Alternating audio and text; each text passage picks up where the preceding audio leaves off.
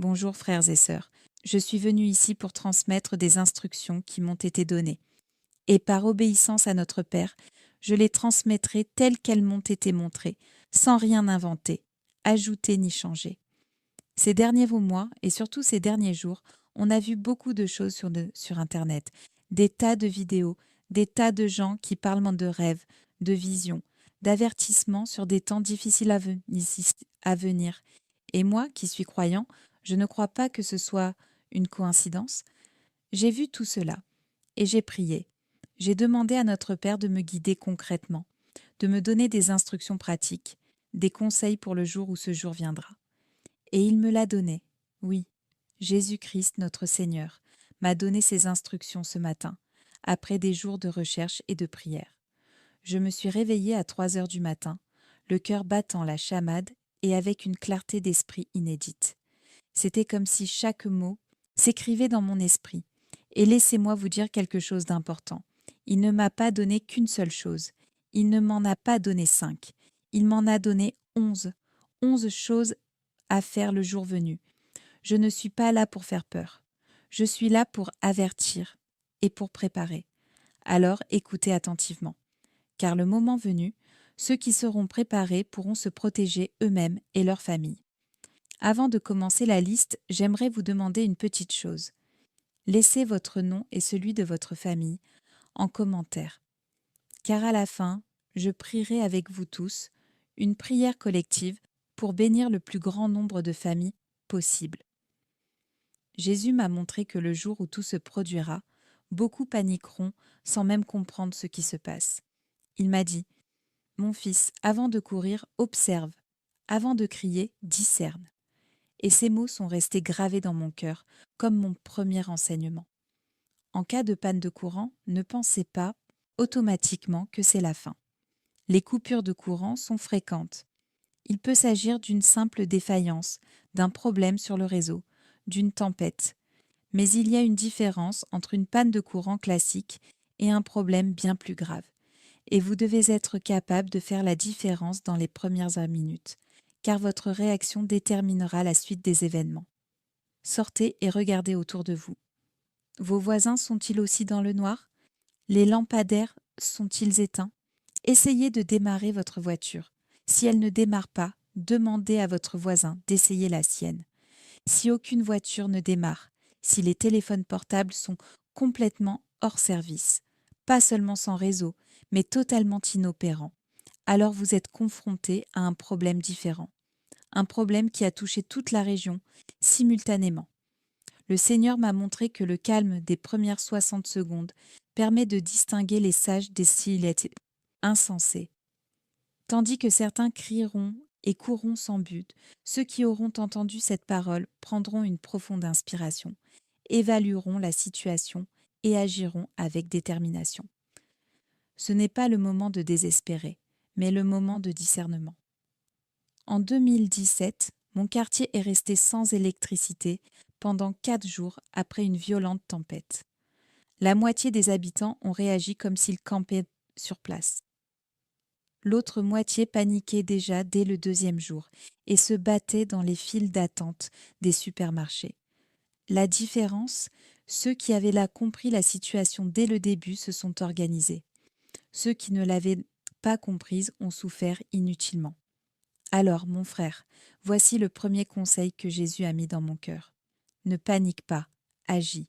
Observe pendant 60 secondes. Vérifie ce qui se passe. Et ensuite, engage-toi à suivre le plan. Car à partir de maintenant, chaque minute compte. Ce matin-là, Jésus m'a réveillée et la deuxième chose qu'il m'a montrée, c'était de l'eau. Il m'a dit, « Mon enfant, quand le système s'arrête, l'eau s'arrête aussi. Et celui qui n'agit pas vite aura soif. » Ces paroles résonnèrent avec urgence et gravité. J'ai compris que ce n'était pas une suggestion, mais un ordre.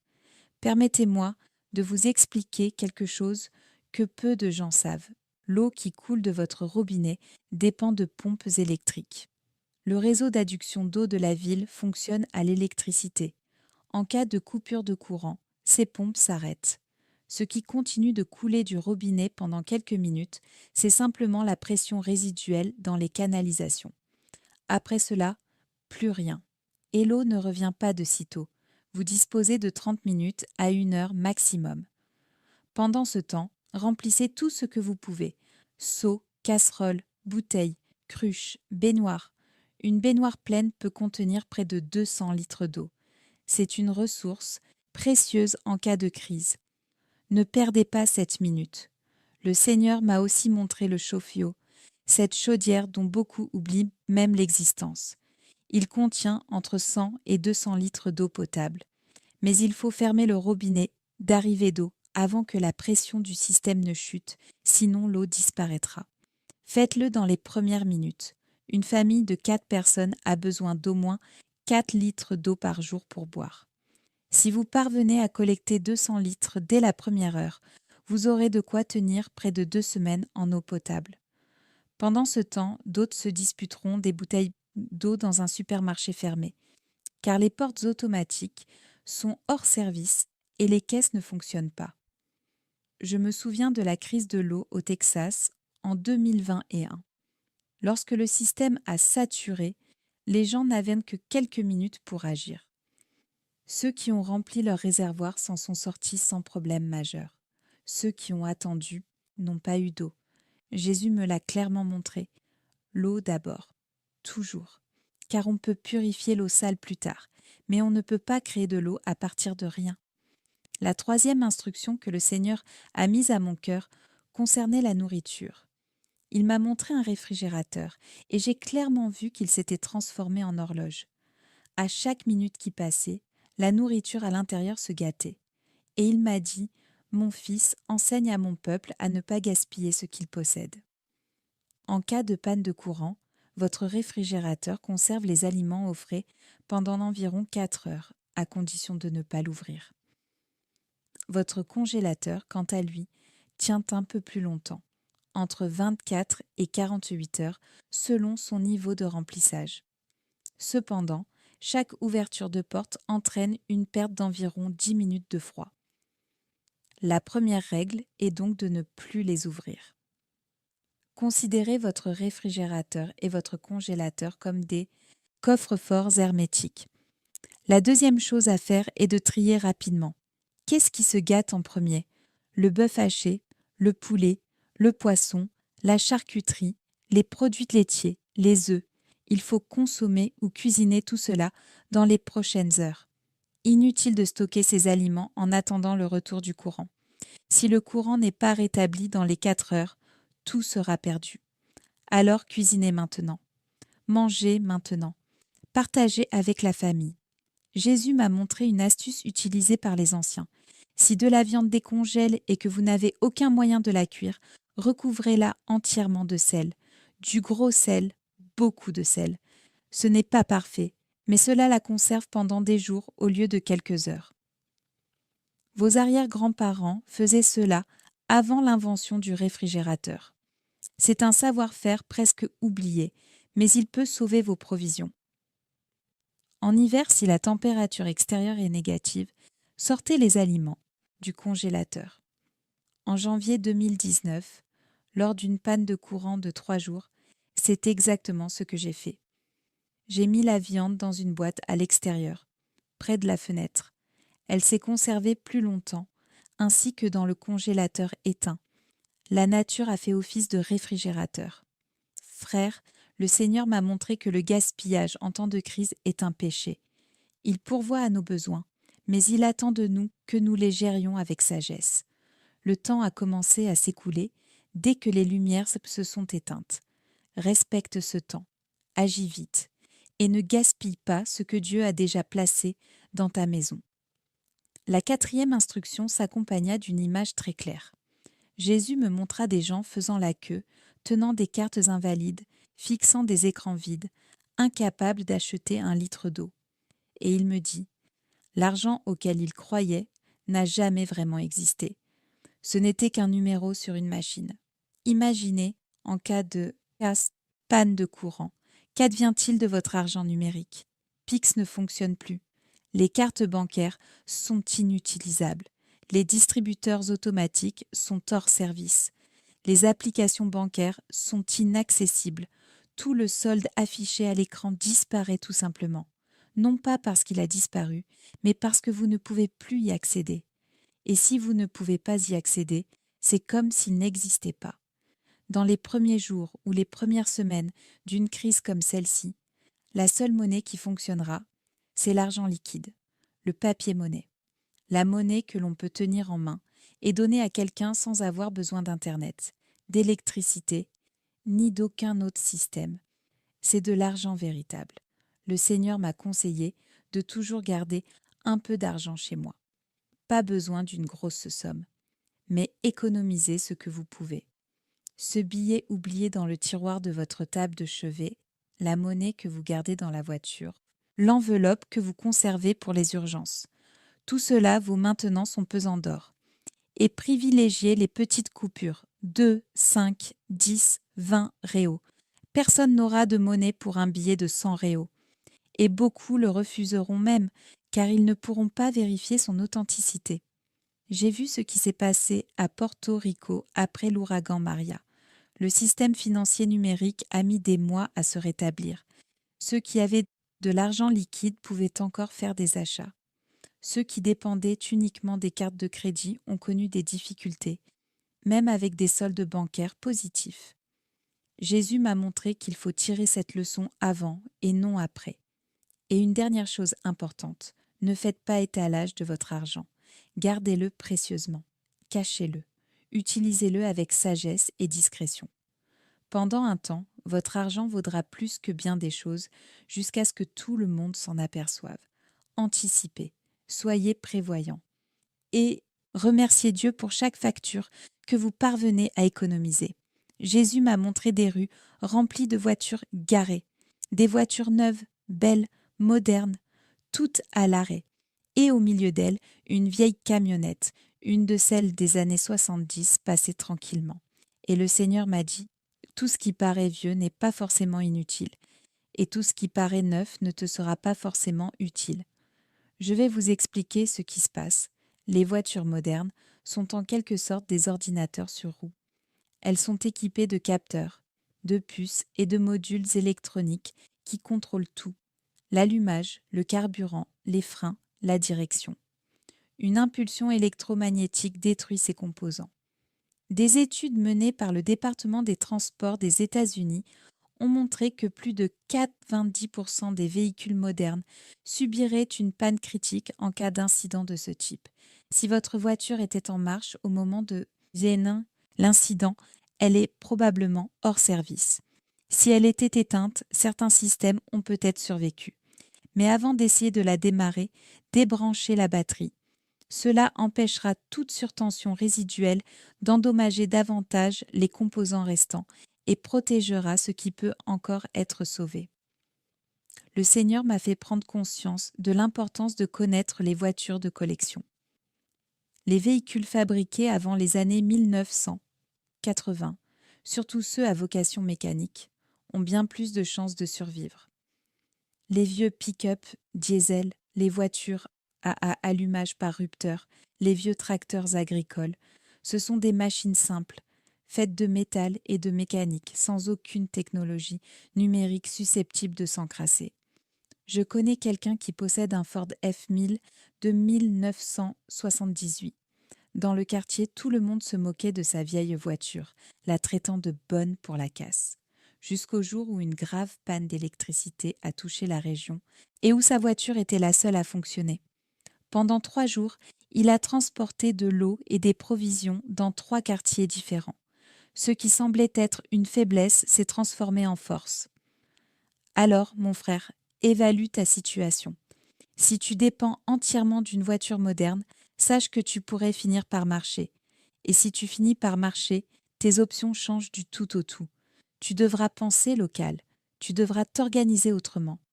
Jésus m'a montré que les transports ne sont pas garantis, et celui qui le comprend tôt en souffre moins par la suite. La 6e instruction m'a été donnée d'une manière intéressante. Jésus m'a montré une vieille boîte en métal, comme un pot de peinture ou une poubelle, et m'a dit « Ceci protégera ce qui compte ».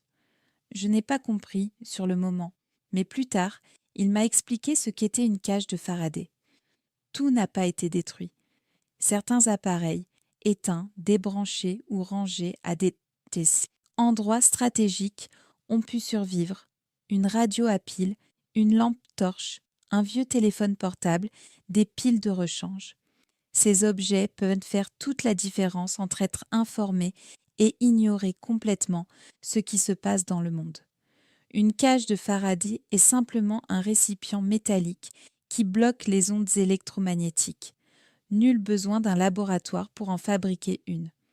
Prenez une boîte métallique avec couvercle, une poubelle, un pot de peinture, une grande boîte à biscuits. Tapissez l'intérieur de carton ou de tissu, car les appareils ne doivent pas être en contact direct avec le métal. Placez vos objets importants à l'intérieur et fermez hermétiquement. Le Seigneur m'a montré une autre méthode, encore plus simple. Il suffit de prendre l'appareil, de l'envelopper dans un tissu ou du plastique, puis de le recouvrir de 3 couches de papier aluminium bien scellé. Des tests menés par des radioamateurs en 2024 ont démontré que cette méthode artisanale bloque plus de 95% des fréquences électromagnétiques. C'est simple, économique et efficace. Imaginez l'importance d'une radio fonctionnelle quand personne d'autre n'a d'informations. Vous pourrez entendre les alertes d'urgence, les informations sur la situation et les consignes des autorités. Pendant que tous les autres sont dans le noir, ignorant tout, vous aurez une fenêtre sur le monde extérieur. Jésus m'a montré qu'en temps de crise, l'information vaut plus que la nourriture. Je garde une radio à manivelle dans une boîte métallique à la cave. Elle m'a coûté 150 réaux. Si jamais j'en ai besoin, cette radio sera mon lien avec le reste du monde. Le Seigneur m'a appris à protéger les outils qui développent mes capacités, ma conscience et ma sécurité. Fais de même, mon frère. C'est l'un des enseignements qui m'a le plus touché. Jésus m'a montré des familles séparées, des parents sans nouvelles de leurs enfants, des femmes sans nouvelles de leur mari. Et il m'a dit, « Mon enfant, la communication sera rompue, mais ceux qui ont anticipé restent unis. Votre téléphone portable est hors service. WhatsApp n'existe plus. Impossible d'envoyer des SMS, d'appeler ou de localiser qui que ce soit.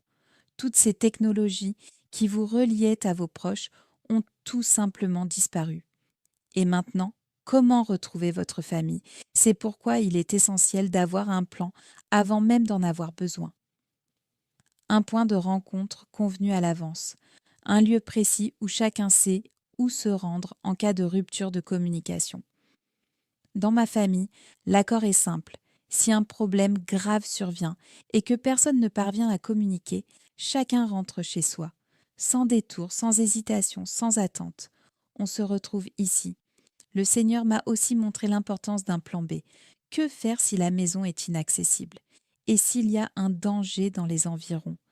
Prévoyez un deuxième point de rencontre, convenu à l'avance.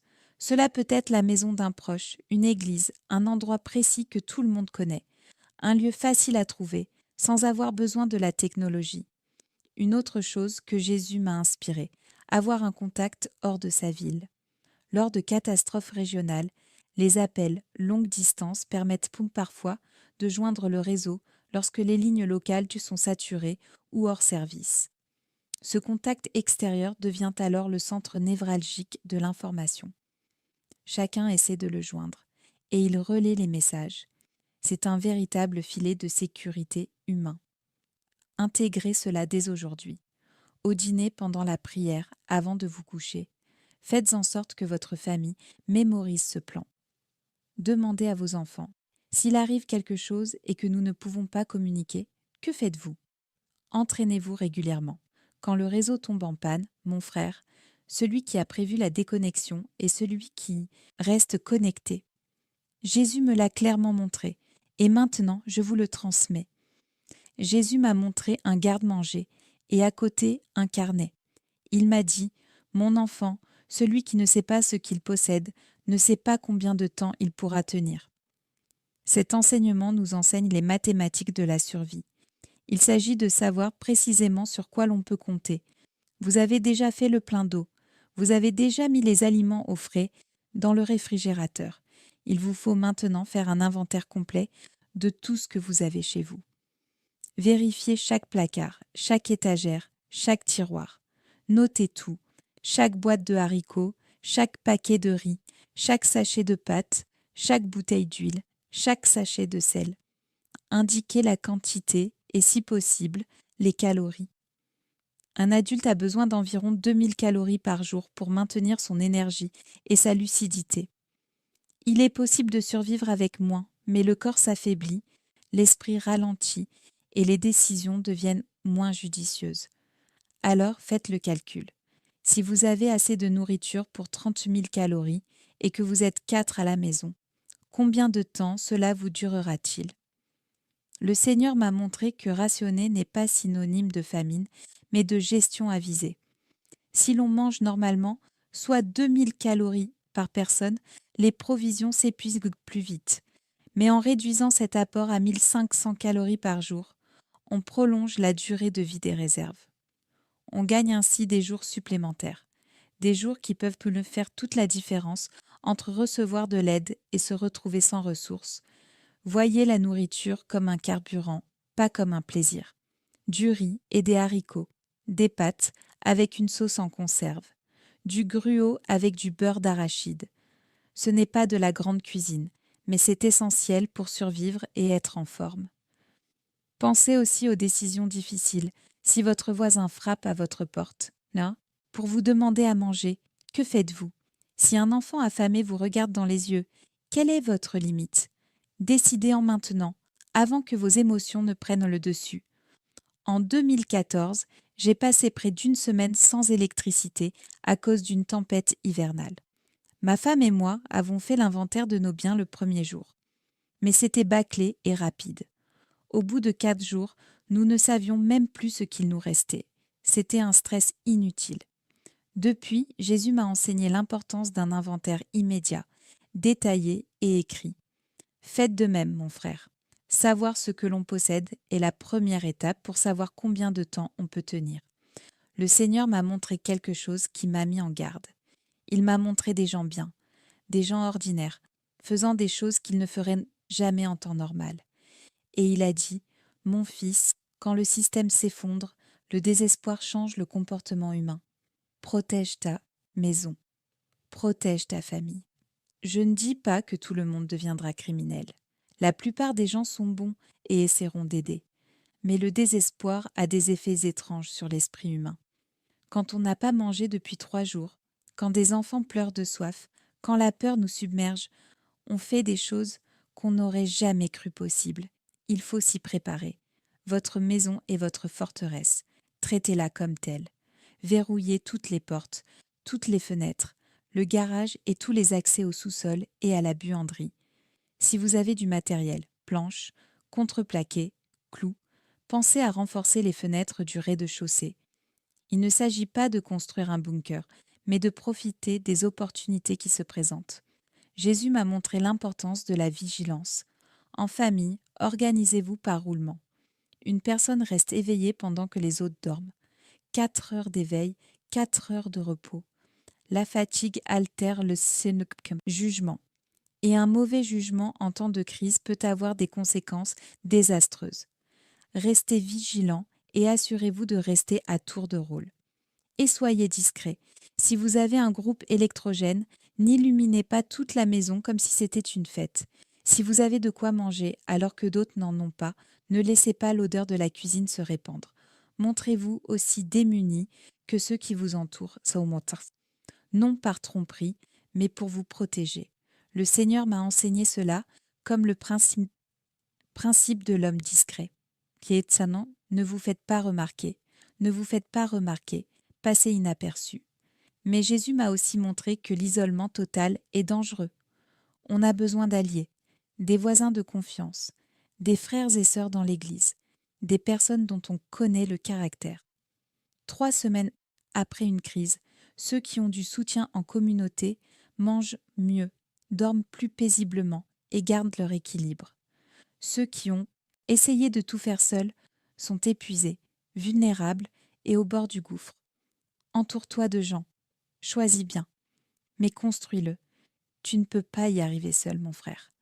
Ce fut l'un des enseignements les plus profonds que Jésus m'ait donné. Il m'a montré des gens qui avaient de quoi manger, de l'eau et un abri, mais qui étaient brisés intérieurement. Et il m'a dit, « Mon enfant, le corps peut survivre des semaines. L'esprit, lui, peut se briser en quelques jours. Prends soin de ton être intérieur autant que de ton être extérieur. » La plupart des gens tiennent le coup le premier jour, peut-être la première semaine. Mais ensuite, ils commencent à s'effondrer. Pourquoi ? Parce qu'ils n'ont pas changé d'état d'esprit. Ils ont continué d'attendre que les choses redeviennent normales et quand ce ne fut pas le cas, le désespoir les a envahis. Il ne faut surtout pas tomber dans ce piège. Une crise comme celle-ci ne se résume pas à une panne d'électricité de 3 jours. Les experts estiment qu'un rétablissement complet pourrait prendre des mois, voire des années. Vous n'êtes pas en mode de survie temporaire, mais en mode de vie durable. Et une vie durable exige une structure, une routine et un but. Le Seigneur m'a enjoint d'établir des horaires, même dans le chaos. 1 heure pour se lever, 1 heure pour manger, 1 heure pour s'occuper des tâches essentielles, 1 heure pour se reposer. L'être humain a besoin de rythme. Sans rythme, l'esprit se perd. Avec un rythme, même dans les situations extrêmes, on retrouve un sentiment de contrôle, de normalité, d'espoir. Répartissez les tâches entre les membres du foyer. Qui s'occupe de l'eau? Qui prépare les repas? Qui fait le guet? Qui écoute la radio? Chacun a sa part.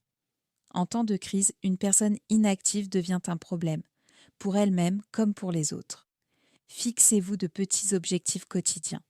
Aujourd'hui, nous renforçons la porte arrière. Demain, nous rangeons les outils.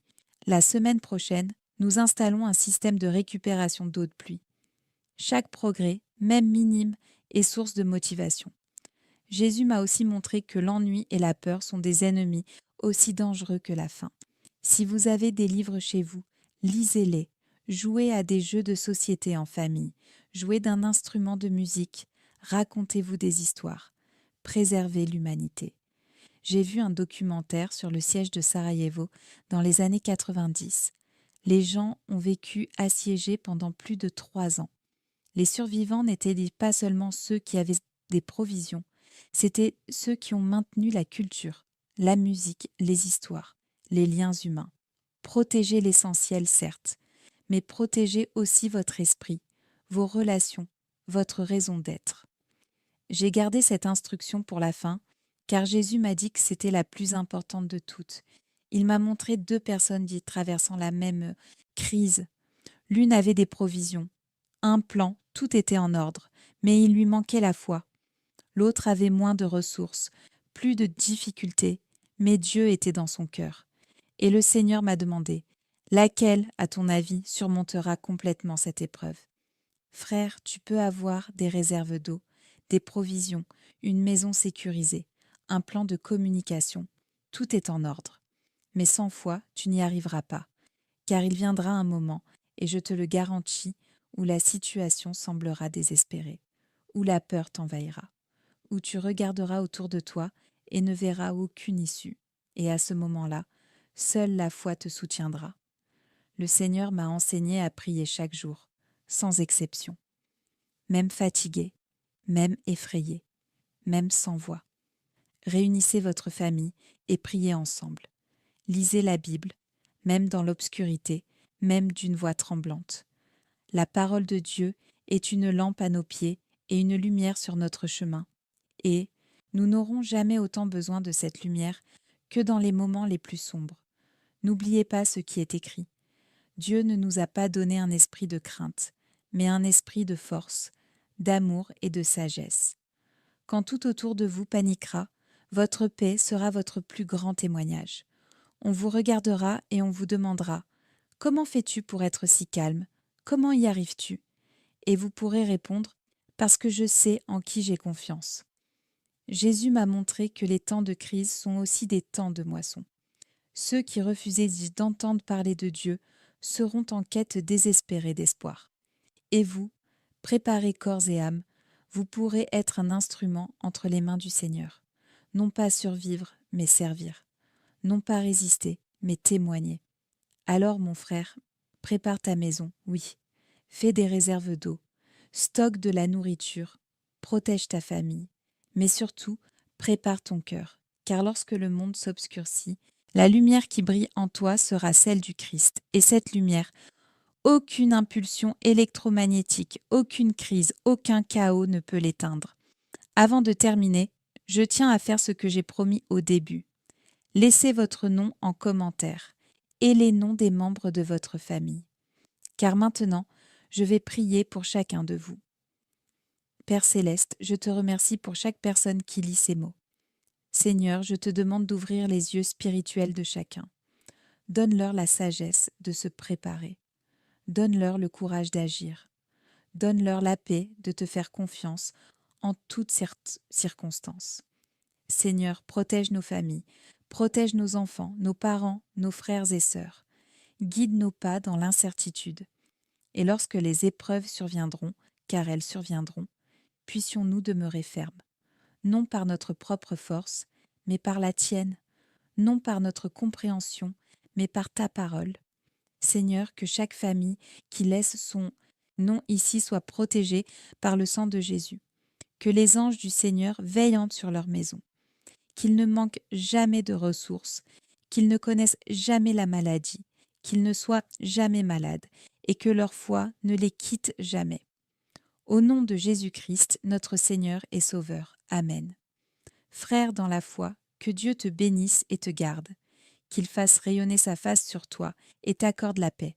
Partagez ce texte avec un être cher, car le jour venu, ceux qui étaient préparés seront reconnaissants, et ceux qui ont préparé les autres recevront la récompense de ceux qui ont pris soin de leur prochain. À bientôt dans l'éternité.